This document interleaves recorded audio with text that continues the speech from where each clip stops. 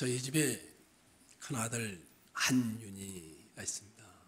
윤이 이야기를 여러분과 잠시 하려고 합니다. 중2 때 사춘기이죠. 자기 정체성이 한참 혼돈이 일어날 그럴 때이셨죠. 아마 알고 계신 분은 아시죠. 우리 큰아이가 게임을 좋아합니다. 그때는 학생부와 장년들이 함께 예배를 드린 때였는데 건이도 있고 민섭이도 있고 호진이도 있고 다 있는데 윤희가 예배 시간에 안 보인 겁니다. 그 당시 보통은 학생부 아이들이 예배를 마치고 학생부 모임을 하고 PC방을 갔는데 저녁 시간이 돼도 윤희가 오지 않고 늦은 저녁에 이제 집에 들어왔습니다. 이야기를 들었더니 아침에 일찍 가서 1시간만 딱 하고 예배를 드리러 와야 되겠다. 그러고 갔는데 PC방에서 게임을 하다 보니까 너무 재미있어서 예배 시간이 지나간 줄 모르고 지나버렸다고 합니다. 상상이 가실 겁니다. 제 아내가 얼마나 속으로 화가 났을 것인지. 저도 화가 났지만 참았습니다. 그럴 수도 있지. 사춘기인데. 제가 아들에게 잘 보이려고 점수를 더 따고 싶어서 옛날에 오영옥 권사님이 살던 집이 있습니다. 성심병 바로 맞은편에. 그 신방을 하고 내려와서 1층에 PC방이 윤희가 가는 PC방인데 거기에 가서 윤희의 계정을 확인을 했습니다. 그게 돈이 없어서 제가 2만 원인가 3만 원인가를 그 계정에다 넣어주고 왔습니다. 이제 멋있게 보이려고 하고 싶은 거 마음껏 하도록 하려고 그렇게 넣어주고 온 것이었습니다. 그런데 아들이 감동을 받았습니다. 갔더니 갑자기 어마어마한 돈이 들어있어서 그래서 아들에게 이제 말을 했습니다. 게임을 못하게 하는 것이 아니다. 하되 그래도 절제를 하면서 했으면 좋겠다. 약속을 했습니다. 그런데 어느 날 우리 최여울 자매로부터 충격적인 소식을 들었습니다. 윤희가 헌금을 안 한다라는 것입니다. 엄마가 매주일 5,000원씩을 윤희에게 줍니다. 이건 주일 헌금이다. 근데 윤희가 여기다가 넣었다가 그대로 자기 혼임 어디에 집어넣는 겁니다. 물론 어디다 사용하는지는 다 아시죠. 게임방에 가서 게임하는데 사용을 했습니다. 그것도 참아야지. 사춘기인데. 설명을 했습니다. 그러지 않았으면 좋겠다. 또 약속을 했습니다. 그때는 약속을 하면서 그렇게 약속을 했습니다. 어기면 벌을 내리겠다. 그런데 이제 어느 날 엄마의 지갑에서 10,000원씩이 사라지는 겁니다. 그래서 주기가 있습니다. 일주일에 2번이나 3번이 꼭 사라지는 겁니다. 처음에는 계산을 잘못했나 보다 했는데 꼭 2만 원 내지 3만 원이 일주일마다 비는 겁니다. 심증은 갔지요. 한윤희가 가져갔을 것이다. 근데 증거가 없었습니다. 근데 그 다음 주도 똑같은 현상이 일어났습니다. 결국은 제가 넘겨 짚었습니다. 게임을 하는 것을 뭐라 하지 않지만 돈을 훔쳐서 하는 것은 안 되지. 아빠가 다 알고 있는 줄 알고 이 녀석이 실토를 한 것이었습니다. 이전에 약속한 대로 100대를 맞자. 그래서 오이상 목사님이 윤희에게 선물해준 야구 방망이가 있습니다. 그 방망이로 100대를 때리겠다고 했습니다. 윤희가 막 웃더라고요. 설마 아빠가 때리겠어? 근데 20대를 퍽 소리가 나게 때리기 시작했습니다. 한 7대를 때려놔야 울기 시작했습니다. 20대를 때리고 나서 더 때리는 것은 안 될 것 같아서 근데 엄마는 더 혼내기를 바라고 밖에서 기다리고 있어서 아빠는 살짝 때릴 테니까 나머지 50대는 네가 큰 소리를 쳐야 된다. 아프다고. 그래서 이제 50대를 때렸습니다. 그리고 나머지 이제 20대는 소 목사님의 말씀을 따라서 100대를 때려야 되는데 감해주겠다 하고는 이제 용서를 해주는 차원에서 말았습니다. 이제 이렇게 하고 약속을 했습니다. 반성문까지 썼습니다. 이제 정말 절제하고 약속을 지키기로. 어떻게 됐을까요? 딱 3일 갔습니다. 결국 그 다음 주에 엄마가 가방에다가 윤희의 짐을 다 싸가지고 밤 10시에 들어왔습니다. 밖에다 내놨습니다. 너 그렇게 살려면 집 나가라. 밤 10시입니다. 그것도 추운 날씨였습니다. 지금보다 훨씬 추웠으니까요.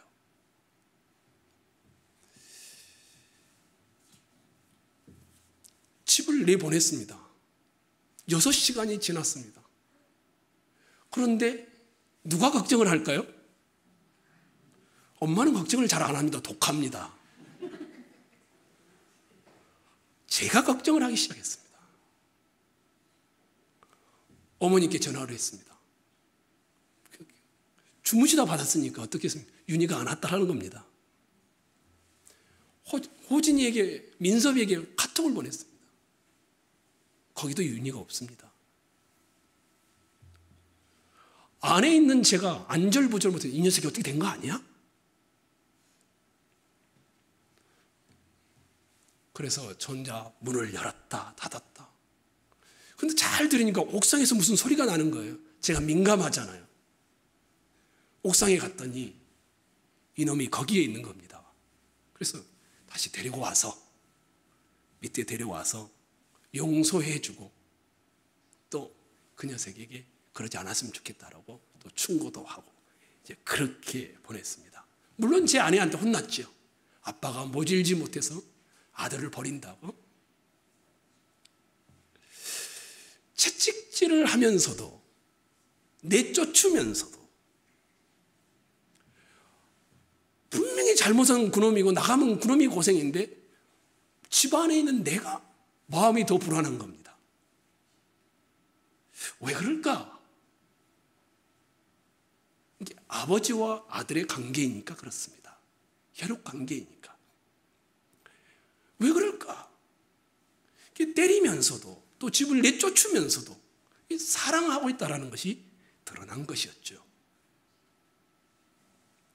오늘 여러분과 제가 보았던 본문은 그 이야기를 하고 있습니다. 하나님 아버지를 어떻게 설명하고 있는지를 잘 나와 있는 본문의 내용이 됩니다. 하나님과 우리의 관계에 대해서 설명을 하는 것이었습니다. 잘 아시잖아요. 이스라엘 백성들이 큰 죄를 범했습니다. 언약을 맺자마자 그들은 금송아지를 만들어서 하나님 앞에 범죄하게 됩니다. 하나님의 마음이 너무 아팠습니다. 하나님의 진노의 벌이 놓일 상황에 지도자였던 모세가 마치 어린 아기가 막 떼를 쓰듯이 하나님께 떼를 씁니다. 그랬더니 하나님이 모세야, 내가 너로 큰 민족을 위로했다. 안 되겠다. 이스라엘 백성은 안 된다. 하나님 이스라엘 백성을 죽이시려거든 나도 생명체에서 치워주십시오. 이렇게 기도합니다. 하나님이 뜻을 돌이키게 됩니다. 뜻을 돌이키는데 좋다. 약속의 땅으로 보내주겠다. 근데 나는 함께 안 한다. 그랬더니 모세가 또 다시 때를 쓰는 겁니다. 하나님한테 막 명령하듯이 보시옵소서, 여기시옵소서. 그렇게 하시면 어떻게 되겠습니까? 하나님이 함께하지 않는 적과 꿀이 흐르는 땅이 무슨 의미가 있습니까? 하나님이 없는 행복, 하나님이 없는 천국이 무슨 의미가 있겠습니까? 그랬더니 하나님께서 이 모세의 기도에 그것도 응답합니다. 17절이 그겁니다. 33장.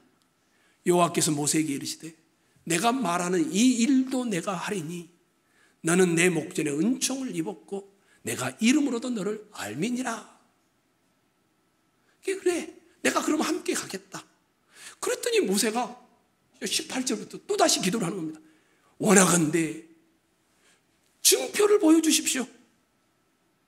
어떤 일이 있어도 하나님이 우리를 버리지 않겠다는 증표를 보여주십시오. 주의 영광을, 이걸 정확하게 문자적으로 해석하면 주의 얼굴을 보여주십시오. 이렇게 요구한 겁니다. 그랬더니 야, 하나님을 보고 살 수 있는 사람은 아무도 없어. 하나님 보면 다 죽어. 대신에 내가 너에게, 그러면서 19절 이하가 응답의 내용입니다. 19절 여러분 눈으로 한번 봐보십시오. 여호와께서 모세에게 이르시되 내가 내 모든, 그 다음에 뭐라고 되어 있습니까? 선한 것을 보여주겠다. 얼굴을 보여달라는, 증표를 달라는 것에 하나님의 선한 성품을 내가 알려주겠다. 이렇게 말합니다. 그러면서 은혜를 베풀 자에게 은혜를 베풀고 긍휼히 여길 자를 긍휼히 여기는 하나님, 이렇게 말을 합니다. 그리고는 34장에 딱 오니까 야, 너 모세야 올라와라. 네가 깨뜨려본 두 돌판을 만들어가지고 올라오면 내가 거기다가 다시 언약의 말씀을 주겠다. 그러면서 하나님이 어떤 분인지를 알려준, 하나님은 나는 이런 분이다, 이런 존재다. 그것이 6절 나와 있습니다. 여러분이 한번 읽도록 하겠습니다. 34장 6절이죠. 시작.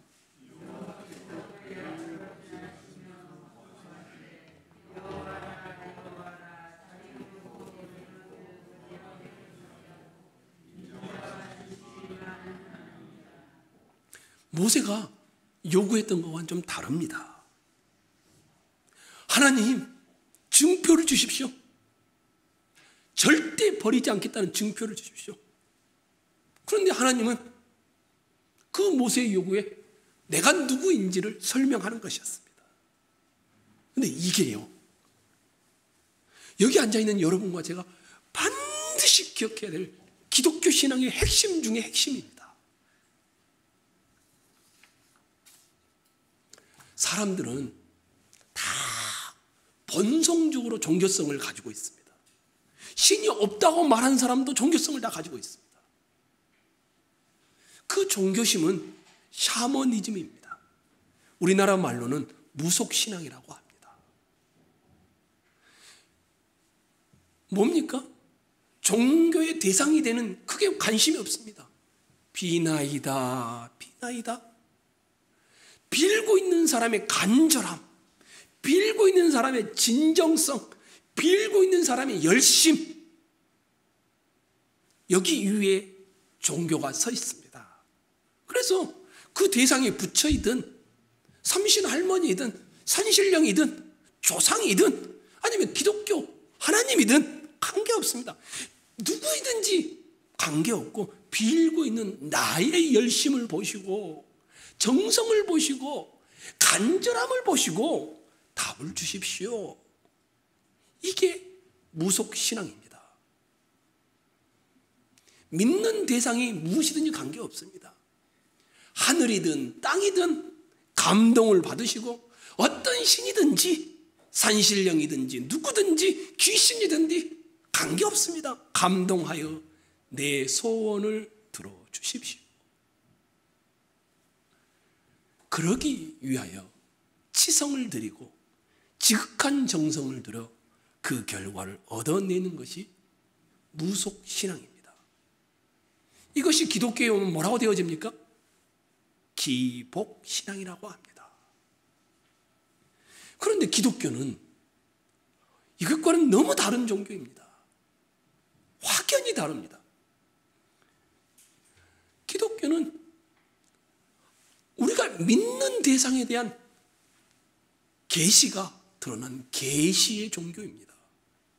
하나님, 우리가 믿는 분에 대한 설명이 드러나는 겁니다. 그 믿는 분이 어떤 분인지, 그리고 그 믿는 분이 우리를 어떻게 구원하였는지, 목적이 무엇인지, 우리를 어디로 이끌어갈 것인지, 이게 다 드러나 있습니다. 근데 그 믿는 분이 누구라고 말합니까? 6절, 7절에 여러분이 읽으셨죠.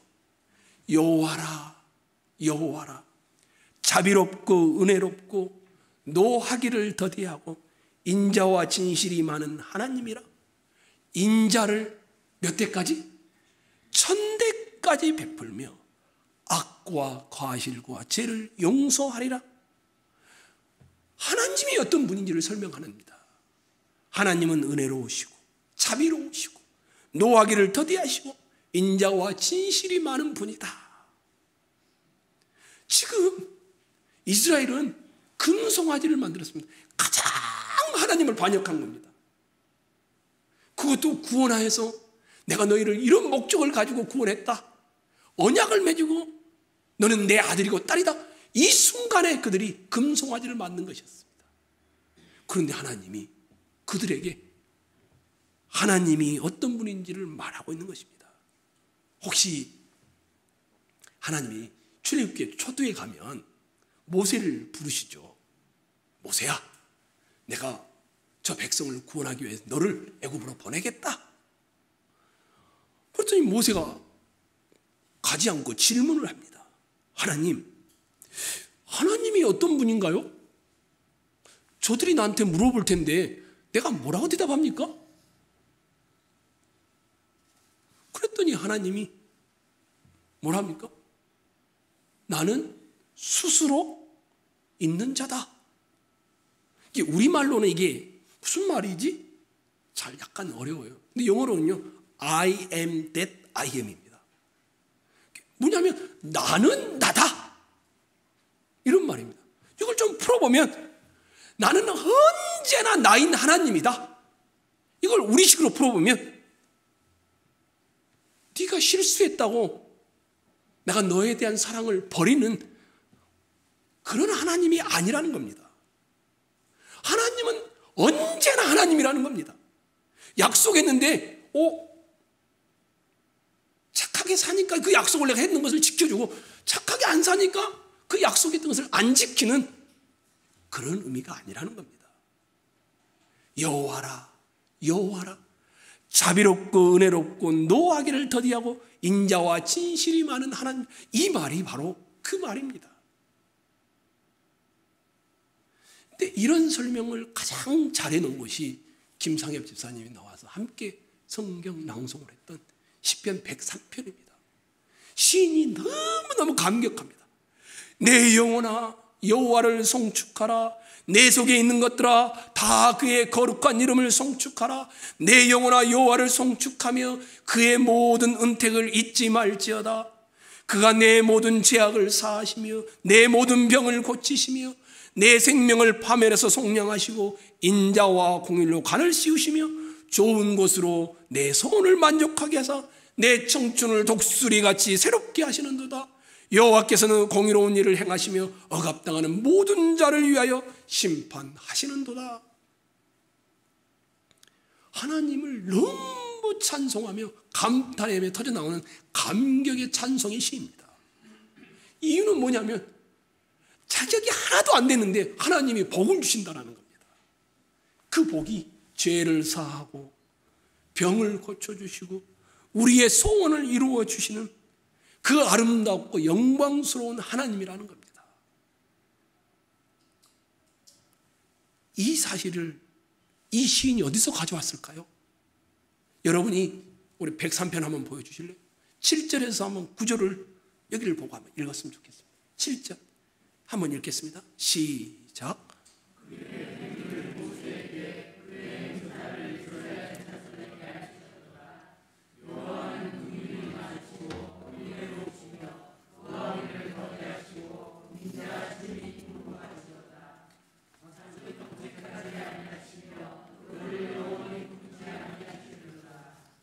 출애굽기 34장 오늘 본문 여기서 가져온 그대로 가져와서 사용하고 있는 겁니다.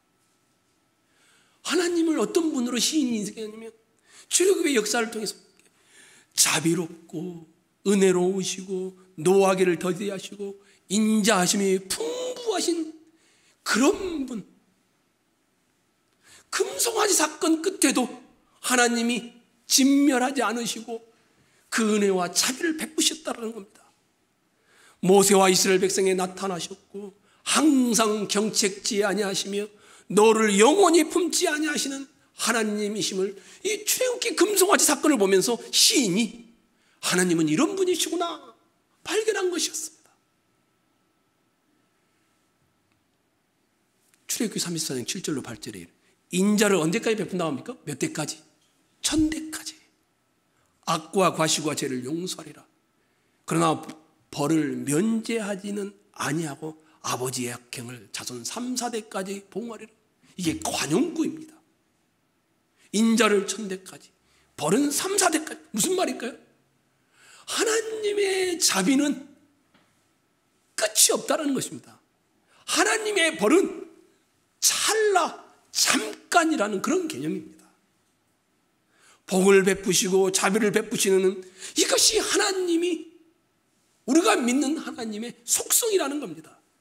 벌 주시고 화내는 것은 하나님의 성품이 아니라는 겁니다. 그런 벌을 받아 마땅한 일이 있을 때는 제가 우리 윤희를 사랑하기 때문에 때렸던 것처럼 채찍의 사랑으로 간섭하시되 잠깐이라는 겁니다.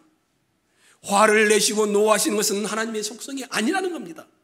인자와 자비와 대비되어집니다. 시편 103편은 노하시고 화를 내시는 것은 그것이 필요할 때 아비가 아들에게 불쌍히 여김과 같이 불쌍히 여겨서 사랑과 자비와 함께 매를 드는다, 이렇게 표현하고 있습니다. 자주 경책하지 아니하시며 너를 영원히 품지 아니하시리로다. 화내고 분내는 것은 하나님의 속성이 아니며 하나님의 거룩하심으로 인한 사랑의 반응일 뿐이라는 겁니다. 11절 한번 봐보십시오. 시편 103편. 여러분이 한번 11절을 읽을까요? 시작. 이는 하늘이 땅에서 높음같이 그를 경외하는 자에게 그의 인자하심이 크십니다. 하늘과 땅이 얼마나 차이가 많습니까? 하나님의 인자, 사랑, 그 거룩은 이렇게 높고 높다라는 것입니다. 12절도 한번 봐보십시오. 동이 서에서 먼 것 같이 우리의 재갈을 우리에게서 옮기셨으며 아버지가 자식을 긍휼히 여김같이 여호와께서는 자기를 경외하는 자를 긍휼히 여기시나니 이는 그가 우리의 체질을 아시며 우리가 단지 먼지뿐임을 기억하심이로다. 이게 기독교 신앙입니다. 동이 서에서 먼 것 같이 우리의 죄가를 아예 생각지도 않게 옮겨버리셨다는 겁니다. 아비가 자식을 대함같이 우리를 아들과 딸로 대우하신다는 겁니다. 근데 우리는 얼마나 연약한지 그 체질을 알고 저 밖에 있는 먼지 정도의 존재밖에 안 된다는 걸 아시는 분이라는 겁니다. 이것이 없으면 기독교는 존재할 수가 없습니다. 우리는 세상 사람들보다 여러분이 더 진실합니까? 여러분이 더 열심히 있습니까? 여러분이 더 실력이 뛰어납니까? 그것 때문에 여러분과 제가 기독교 신앙을 가진 겁니까? 아닙니다. 하나님은 우리의 체질을 아십니다. 우리가 단지 먼지뿐임을 기억하십니다. 우리를 찾아오신 하나님으로 인하여 그분을 알게 되었고 그 하나님이 이런 하나님인 사실로 인하여 우리가 하나님에게 항복하여 신앙을 고백하게 됐습니다. 우리가 아까 헌금 찬송할 때 나 같은 죄인 살리신 하나님의 은혜 놀랍고 놀랍다. 기독교 신앙의 핵심은 비나이다 비나이다 신을 감동하는 것이 아닙니다. 기독교 신앙의 핵심은 나와 하나님은 자식 부모 관계라는 겁니다. 관계의 문제라는 겁니다. 하나님과 우리는 아버지와 자식의 관계입니다. 사랑의 관계이며 혈육의 관계입니다. 법적인 관계가 아니라 자격이 되니까 사랑해주는 관계가 아니라 내가 아들다우니까 내가 딸다우니까 너는 내 아들이고 딸이다. 이게 아니라는 겁니다.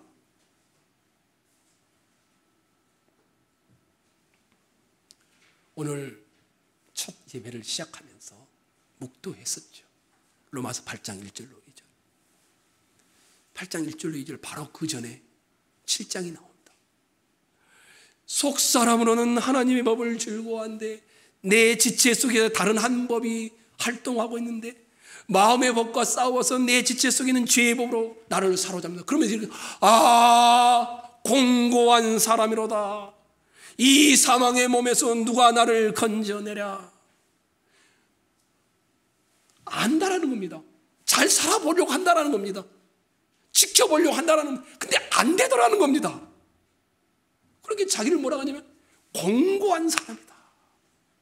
알고 있는데 안 되더라는 겁니다. 노력을 하는데 이루어지지 않더라는 겁니다. 그런데 18절에서는 8장 1절로 2절은 이제 그리스도 예수 안에 있는 자에게는 결코 정죄함이 없다고 합니다. 이는 그리스도 안에 있는 생명의 성령의 법이 죄와 사망의 법에서 너를 해방하였음이라. 7장은 공고한 사람, 하나님의 법을 즐거워하고 싶지만 지키지 못하는 자기 자신, 아무리 다짐하고 살아보려고 해도 안 되는 자기 자신, 음란하고 말씀을 지키고 말씀을 지키면 그 지킨 것 갖고 남을 정죄하고 있는 자기 자신, 나는 늘 정당하고 다른 사람은 틀렸다고 말하는 자기 자신, 자기 모습이 이것밖에 안 되더라는 겁니다. 공고한 사람이로다. 그런데 결코 어느 누구도 나를 정죄할 수 없다라고 말합니다. 왜 그럴까요? 예수 안에 있는 자기를 발견했기 때문입니다. 그리스도 예수 안에 있는 자는 결코 정죄함이 없다는 것으로 7장의 자기와 비교를 하고 있습니다. 7장에 있는 사람은 같은 사람인데 비명을 지르고 있습니다. 하나님 앞에서 자신의 이치를 법과 자격으로 따지니까 자기는 먼지뿐이고 체질이 구원받고 나서도 말씀을 지킬 수 있는 자가 아니라는 겁니다. 아무리 해보려고 해도 안 되는 자기 자신을 보면서 못났다라고 고백하며 공고하다 이렇게 말합니다. 그러나 8장에 나오는 자기 자신은 법을 지켰느냐 지키지 않았느냐 이 기준, 이 자격으로 보지 않습니다. 기준이 한 가지입니다. 예수 안에 있는 자에게는, 다시요, 예수 안에 있는 자에게는 결코 정죄함이 없다. 생명의 성령의 법이 너를 뭐라고 하는 정죄의 법에서 해방시켰다, 이렇게 말을 합니다.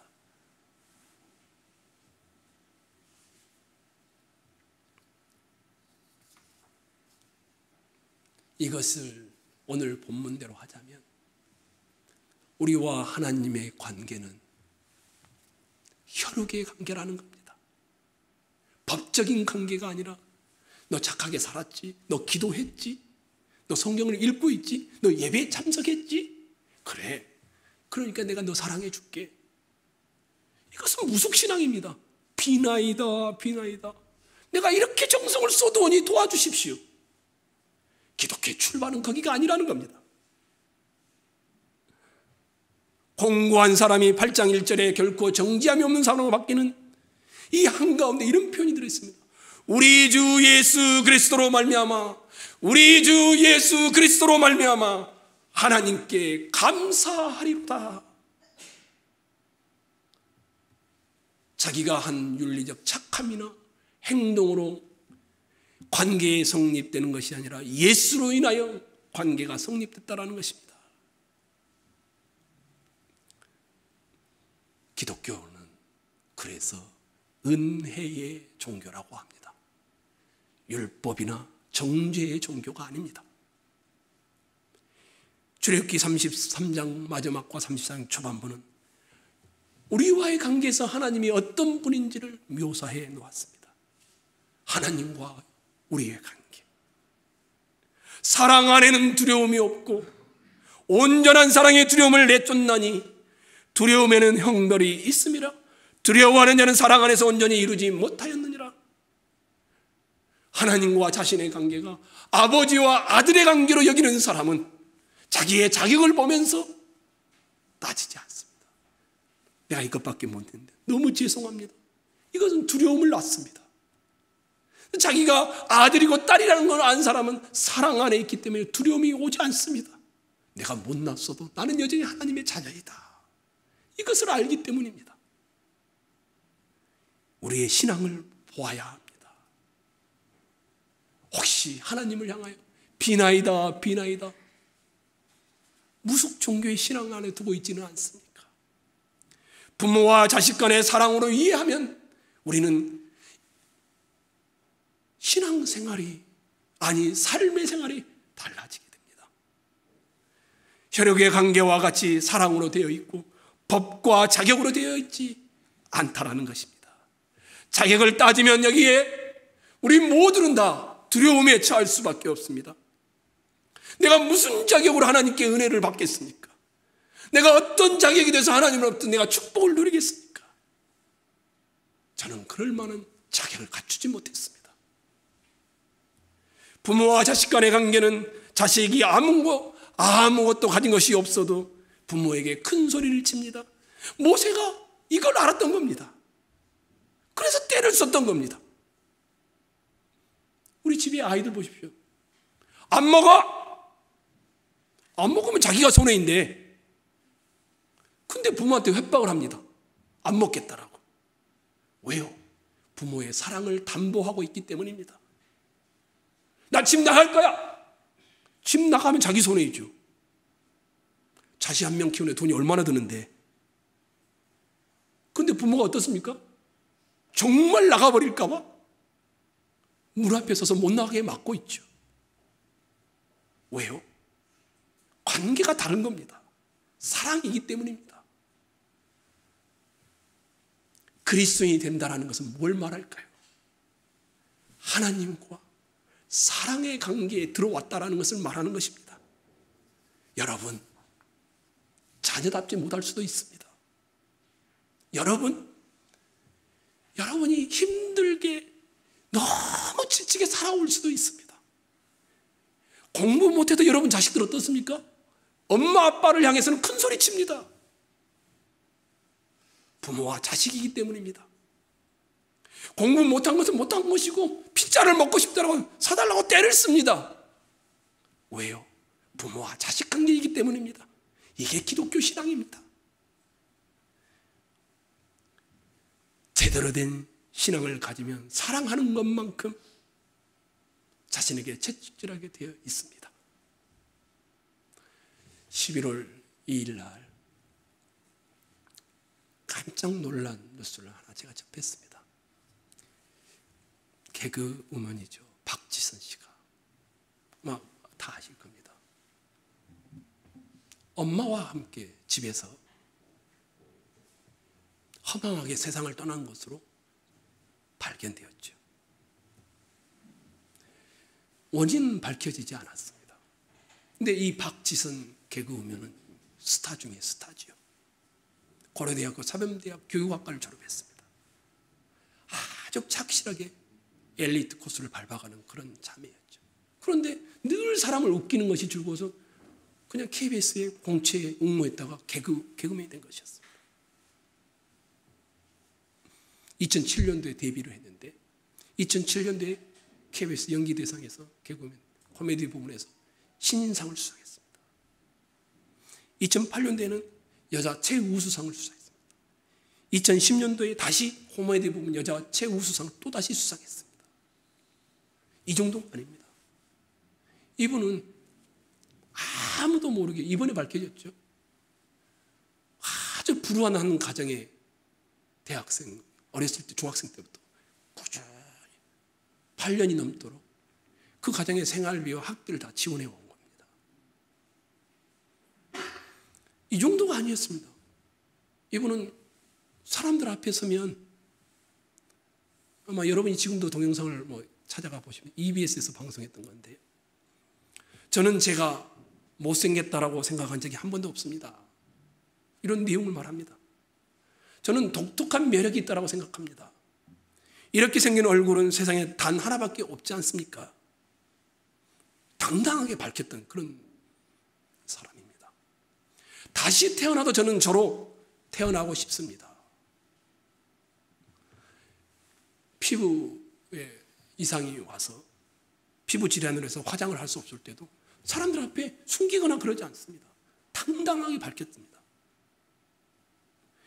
이 박지선 씨를 만나거나 함께 했던 사람들은요, 이 자매가 얼마나 자존감이 높은지, 유쾌한 에너지가 솟아나는지 다들 그렇게 그분 때문에 힘을 얻는다라고 말했던 그런 사람입니다. 모범생으로 살아왔었고요. 연예계에 데뷔한 후에도 여전히 모범생이었습니다. 거의 무해한 연예인이다 이런 반응까지 나왔습니다. 사람들이 충격을 받은 이유는 늘 긍정적이었습니다. 그런 분이 부정적인 게 거의 없었는데 이런 극단의 선택을 한 걸 보면서 많은 사람이 충격을 받았습니다. 밝고 착하고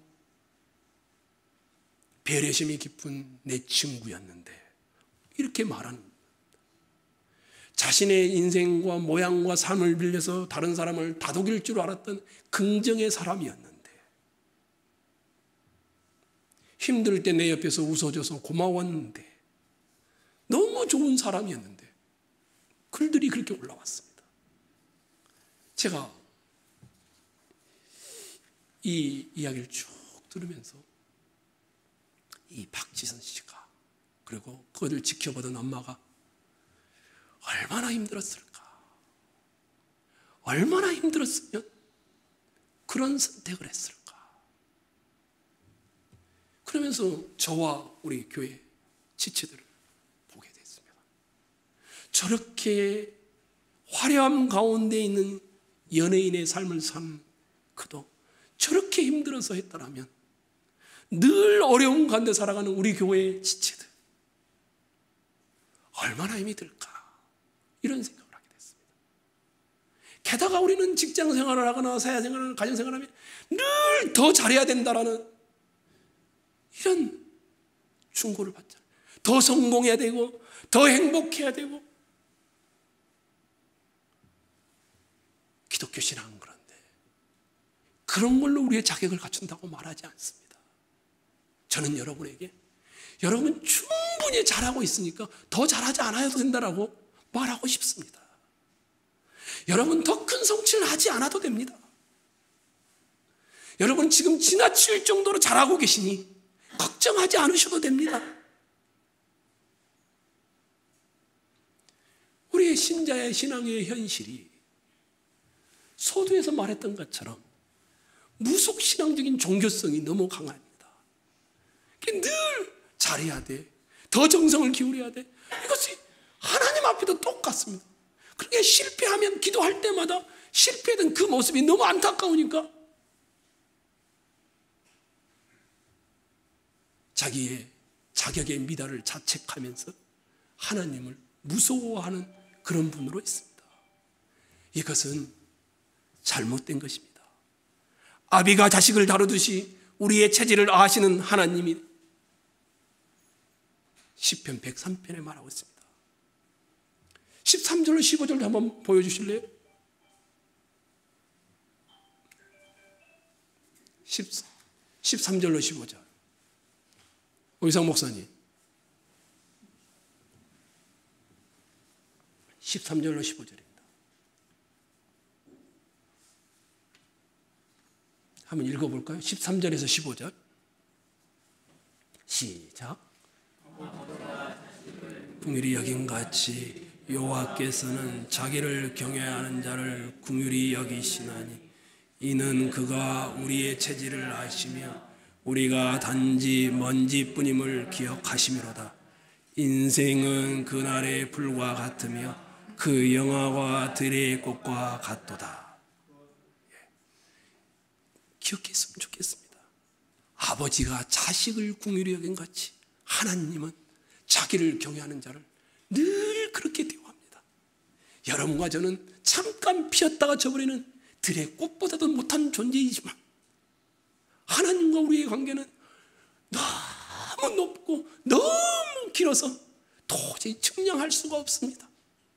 여러분이 착하게 살지 않아도, 여러분이 미급해도 여러분은 여전히 하나님의 자녀입니다. 충분히 여러분 잘하고 계신 겁니다.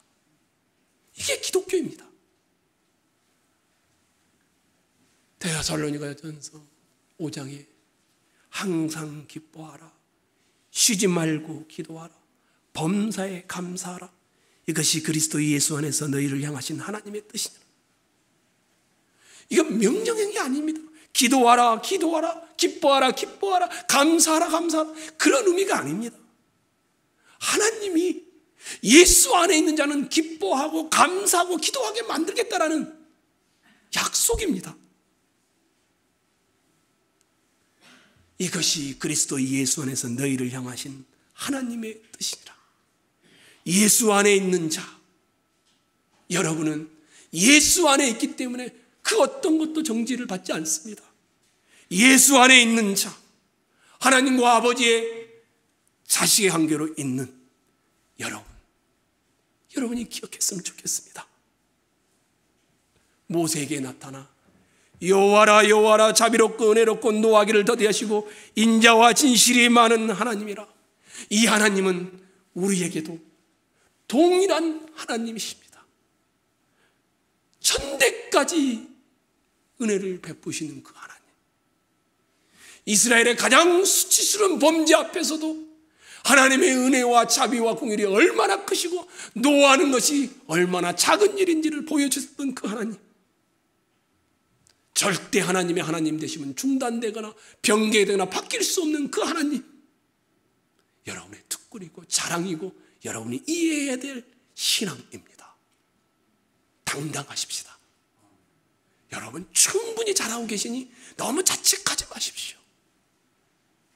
하나님은 우리를 은혜로 받으시기 때문입니다.